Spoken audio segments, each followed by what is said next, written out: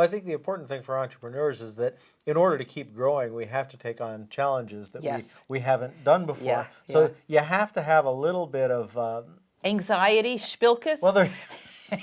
there's the anxiety, but you have to at some point you have to overcome it with some sort of bravado. I remember, the whole fake it till you make it sort of Yes, thing. yeah. You know, you made me think of something else when you said that, is that we assume people are going to be against us, but really they want us to succeed. So even though you were saying, oh my gosh, I don't really know all of this, they want you to succeed, so they're going to help you. And that's the really wonderful thing about really assuming that people are on your side. Of course, not ignoring the radar that says that person isn't, but people want you to win. They want you to be successful. They also want you to make them happy. They want your product or your service to turn out well. Especially if they're your client and they're paying you for it. Right. But you also, there's one other thing that you said that's important, which is I will say to myself, I will say to, patients, I even say to my husband, if during the day or at least the week, you don't feel a little uncomfortable or anxiety when you're about to do something, stretch yourself, then you're not putting yourself in a position where you can grow. So if your goal is, I just want to be really comfortable all the time, odds are you're not going to get on that path that can take you higher and to achieve those goals that you really have in your heart. Right, right. It's like people who are trying to still be typesetters. Yeah, well, I know it. It's what I know, and I don't want to get out there and risk being rejected or being told I'm not good enough. Well, you got to be willing to face that. What's the worst that can happen? Technology, technology is a big challenge for a lot of small business Yes. owners. They're afraid of it, and Yeah. and they don't push themselves in that way. And while some things are difficult, some things are not so. Right. Going on.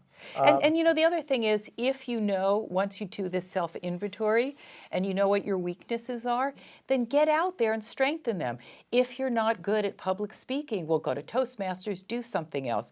If you feel self-conscious about how you look, you don't have to go and get plastic surgery, but maybe change your hairstyle or wear a little makeup or ask somebody to, go through your wardrobe.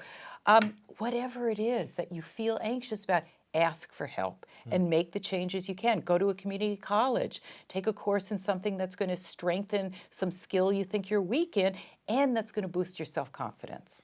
Well, this brings me to the other thing, which is, so it's the old joke, about being an entrepreneur and you only get to work half time, but you get to choose which 12 hours those are. So, there's the whole workaholic thing that sets in, and how as a business owner, it's all on your shoulders, really, when it comes right down to it. And so, like you said, if you feel like you're inadequate about something, you want to learn about it. So in some ways, the work is constantly on your mind. How do you avoid that kind of burn? Well, first of all, how do you know if you're taking it too far? Well, usually similar to people that maybe even an addiction, your environment will give you those cues. Maybe your significant other is saying, hey, we haven't had any quality time for a while. Oh, we don't listen to those people. Well, then you're going to be a very lonely entrepreneur. Or your kids are going, Dad, we haven't seen you for a while. I mean, again, it always gets back to what is your intention. And to look at this belief that the only way to be successful is to only think about business and be consumed about it. And really, the happier you are, if your soul's being fed, if you've got a partner who loves you and is the safe place to come home to, you're going to be better at your job, your profession, and whatever wonderful venture you're trying to launch. And the same way they say happy wife, happy life. Well, I think the same is true for anybody who runs a business. You have to be happy in your life. Your relationships need to support you. And it's also important to look at whether you've crossed that line from I'm doing everything that I'm doing to make my business a success, or are you using this business to avoid feeling, doing, being in relationships? That's not healthy either. I mean, again, is your relationship affecting your business, or is your business affecting your relationship? That's right. So something to think about. If somebody has developed or feels like they might want to try working less, how does one get off the treadmill? I mean, it's very hard for me to unplug. Yeah. Well, the first thing is, and I know you've taken these steps, is you do have to build a cadre or at least have one other person that you absolutely trust.